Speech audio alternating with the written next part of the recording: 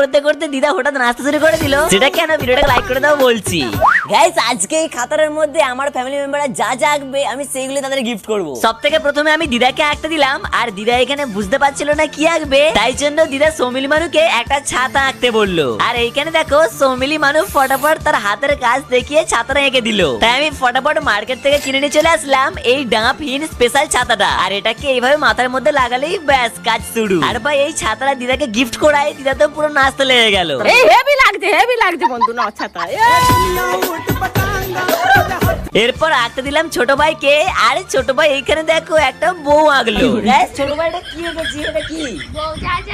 ভাই আমি বউ তো পেলাম না, সেই কারণে ওর জন্য নিয়ে আসলাম এই ছোট্ট বউয়ের পুতুলটা। আর এইখানে ছোট ভাইকে পুতুলটা দিতে সেটি এটা বললো। গাইস এই পুতুলটা ভালো লাগলে লাইক করো। দেন এরপরে সন্ধ্যাবেলা কিরণদাকে আঁকতে দিলাম, আর ও আঁকলো এই লঙ্কার মতো দেখতে একটা আম। কিন্তু ভাই রাত্রেবেলা আমার কিনতে না গিয়ে আমি ফ্রিজ থেকেই বার করে ওকে এই আমের আইসক্রিমটা দিয়ে দিলাম। সবাই ভিডিওটা লাইক করে দাও, কমেন্ট করবে আমটা কেমন টেস্ট হলো।